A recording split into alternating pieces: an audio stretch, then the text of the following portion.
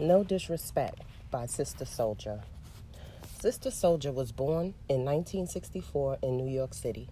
She attended Cornell University's Advanced Placement Summer Program and Spain's University of Salamanca Study Abroad Program. She later majored in American History and African Studies at Rutgers University. Her travels and lectures have taken her all over America, Europe, and Africa.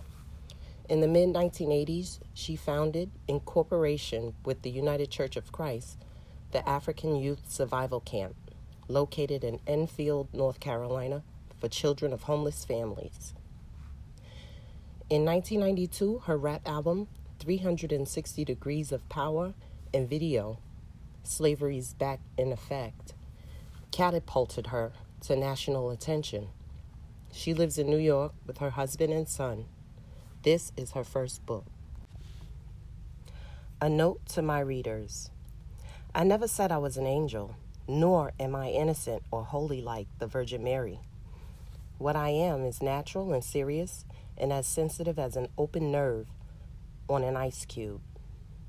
I'm a young black sister with an unselfish heart who overdosed on love long ago. My closest friends consider me soft-spoken. Others say I have a deadly tongue. And while it's true that I have a spicy attitude like most of the ghetto girls I know, I back it up with a quick, precise, and knowledgeable mind. My memory runs way back, and I'm inclined to remind people of the things they'd most like to forget. Most brothers and sisters born into the confusion of North America who emerged into positions of leadership do so less because we're saints in the purported European sense, and more because we have an intense ability to feel in the African sense. We feel not only for ourselves, but for the entire African family. We feel our people's pain, their torment, their joy, and their happiness. We feel the spirit of our ancestors who challenge us to be more than what white society gives us as standards and limitations. So everything I believe is said to be extreme. Yet none of my critics can deny that conditions for African people in America and throughout the world are extreme. No matter how backward and negative the mainstream view and image of black people, I feel compelled to reshape that image and to explore our many positive angles because I love my own people. Perhaps this is because I've been blessed with spiritual African eyes at a time when most Africans have had their eyes poked out. I see the beauty and talent in my people in all areas of life. Our potential is infinite. I humbly thank God for this vision because I've seen African people, young and old, overlook themselves for the span of a lifetime. I've seen beautiful, original, deep tar men whose appearance and spirit resonate with and represent the power of God, feel small in the presence of frail, pale, spiritual midgets. I've seen big-eyed, hyperactive black children sit side by side in classrooms with white children who felt superior because they had a greater ability to sit still. Meanwhile, African children have a greater amount of energy that, if loved and shaped, could have led this European world out of its cold, twisted, and bellicose behavior. So like most ghetto girls who haven't yet been turned into money-hungry, heartless bitches by a godless, money-centered world, I have a problem. I love hard. Maybe too hard. Or maybe it's too hard for a people without structure. Structure in the sense of knowing what African womanhood is. What does it mean? What is it supposed to do to you and for you? How do you judge a man, an African man? Then again, what is an African man? What are the criteria? What is a man supposed to do? What is his relationship to his family? What is a family? Is it a group of people who watch television together? Or is it a group of people who are allowed to yell at and ridicule one another, wake up the next morning and pretend that it never happened? Is a family supposed to have a function in society? But hell, who knows what society is? Is society a group of people who go to work all day for pennies just so they can eat and be healthy enough to go to work tomorrow? While we neglect and sometimes even refuse to talk about all of these obvious but crucial issues, young black women and men wander around in stupidity and ignorance, glorified stupidity, all dressed up in Nike sportswear and sneakers. The result: when uninformed young African males and females grow up, we become uninformed black adults who engage in relationships in which love is war. At the root of our confusion is a condition and mentality we all have passed down to us. It is a mentality that functions with or without our permission, on both a conscious and subconscious level. We don't discuss this problem, though. It's a problem rooted in a forbidden topic. The forbidden topic is slavery and the behavioral, mental, spiritual, and money problems it created. You know, the little episode in history that lasted only 5.5 centuries, which means only 550 years, which represents only 22 generations of black folk. Sisters sold away from sisters, brothers sold away from brothers, wives separated from husbands, many of them raped by white men who denied fathering racially mixed babies. The African languages were illegal to speak. Reading was illegal to learn. Writing was illegal too. African gods were illegal to worship. African ceremonies were illegal to perform. African beliefs and values were life-threatening to practice. Blacks were not paid for their work. Fighting against these conditions verbally, physically, or legally could be punished by death. Loving one another meant a long life of unending pain and grief. African unity was shattered, as was the capacity for collective organization. This is why, even today, most black folks find it hard to stick together. Even the ones who yell African unity the loudest find it difficult to rid themselves of an acquired inner self-hatred. This goes hand in hand with a deep-seated jealousy of one another. Almost all African folk in America find slavery a hard thing to discuss. Many avoid the subject and insist that it was then, that was then, now is now. They seem to believe that we are not still feeling its overwhelming effects, that racism is not still a powerful system and force in our lives. But of course, slavery's consequences still affect us. That is why, to this very minute, we have such difficulty relating to one another. It is why there is a shortage today of strong, viable black men in America. Before slavery, we as African people had understanding and answers for most of life's basic questions. Our lives, beliefs, values, and rules were deeply rooted and clearly understood and respected by our communities. We celebrated life and encouraged and loved one another. We had strong families, schools, organizations, and nations. We governed ourselves and had well-functioning economies, conducted trade, enjoyed sports, and took part in meaningful entertainment. We lived side by side with other Africans who spoke many languages and honored various traditions. We were not without problems, of course, but we managed to work them out among ourselves. During and after slavery, most of us Africans were stripped of the knowledge to answer even the simple questions of life. A lot of the blacks we called educated are so European in their ideas, approaches, and actions that they can no longer talk to their own people. Their proposed solutions to our problems are not accepted because they are alien to our adapted culture and traditions.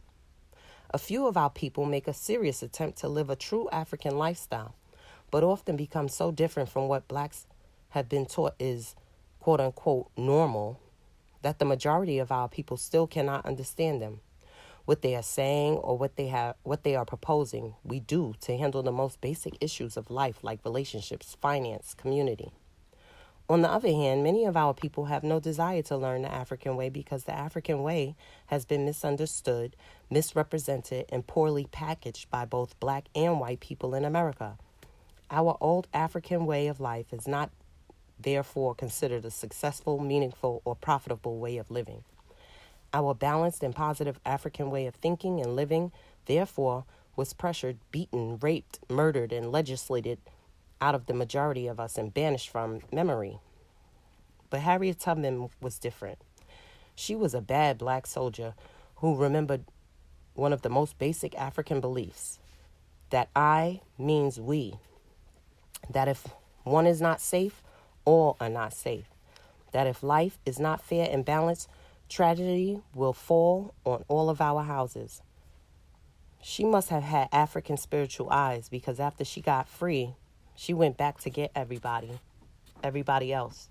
She could have just chilled in the North, built a white house with a white picket fence, got a light-skinned husband, and died with her fingertips in a jar of skin lightening cream. But she didn't. She marched her big black ass back through the woods 1,000 miles, half in the dark, and went back and got her African brothers and sisters. And she didn't just extend a warm hand and a warm smile. She didn't tell them the dream of integration and milk and honey on the other side. She knocked on the door of slave cabins in the middle of the night with her gun cocked and said, "It's time for us to go." And when the scared, whipped, and psychologically emasculated black men and women shook with fear, refusing to go, she understood their state of mind and still put her gun to their heads and said, "Either you come with me tonight or you die right here tonight. It's freedom or death." Ooh! But was this love or was it violence? Was this democracy or the radical ravings of an egotistical terrorist? Should the slaves have had the right to vote on the matter, or should they have yielded to force? It is with this kind of spirit and that kind of love that I live my life and offer this book, which deals with the African man and woman in America and our ability to relate to and love one another in healthy, life-giving relationships. I am especially concerned with the African female in North America, the ghetto girl, whom nobody ever tells the definition of womanhood, or manhood for that matter. So she slips in and out of relationships, getting chopped up psychologically, spiritually, and sometimes even physically. She has been taught very little about what structure and family really means, learning as she goes through each experience. Her life is a collage of mistakes, scars, and smiles. Maybe when she's 28 or so, and I mean just maybe, she figures out what being a woman really means. But she won't tell anybody because nobody told her. Like a worn-out shoe, she throws on the polish and won't ever admit to the dumb shit she did because it's far too embarrassing. She can't believe she was so stupid. So she quietly hides the abortions, the stab wounds, the lies about the men she's had. She puts a Band-Aid over the broken pieces of her heart, puts Revlon on everything else, and faces the world like perfume on shit with a fake smile and a false sense of security. But Souljah won't hide. I won't hide because the Bible says, "To whom much is given, much is expected." And I already told you I was blessed with spiritual eyes. To hide would be too costly. The cycles of pain that come to young women and men from not knowing would simply continue as usual. Plus, I finally figured out what takes many people a lifetime to discover. I figured out to love myself, to understand my value and my power, to please God. I must add to the good in the world and not the evil. This understanding makes me willing to handle the embarrassment of telling on myself. By exposing my experiences and the experiences of many of the people around me, I hope and pray that many African men and women will gain an understanding of love and life, that they will have a chance to save themselves the pain of ignorance. I hope they will be able to avoid making the same mistakes, especially our youth, who are our most precious souls. By showing you myself and my friends who come from various backgrounds, privileged and unprivileged, I'm letting parents see the real lives that their children must prepare for. Too many parents have no idea what their daughters are doing and little concern for what their sons are doing. Too many parents assume that if a youth does well in school, he or she also does well in relationships. Too many parents keep secrets, unaware that silence teaches children nothing. Too many parents avoid looking at the way they have raised their children to fail, to be destined to repeat the same old mistakes. This is a work of nonfiction. All of the stories in this book are based on reality. Conversations held years ago are freely recreated. Their essence is as true as human memory will permit. The names, as well as certain details, have been changed to protect the innocent and the guilty and to avoid embarrassing anyone other than myself.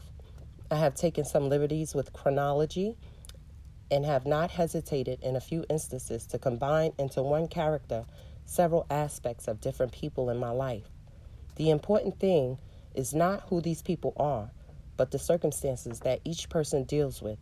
Although these chapters are often explicit, graphic, scary, and sexual, it is critical for parents, sisters, brothers, teachers, counselors, public and urban policy developers, preachers, and politicians to know that I have written the truth about today's relationships. This is what we're up against. Anyway, I have no apologies, at least not to any of you, only to God. I intend no disrespect.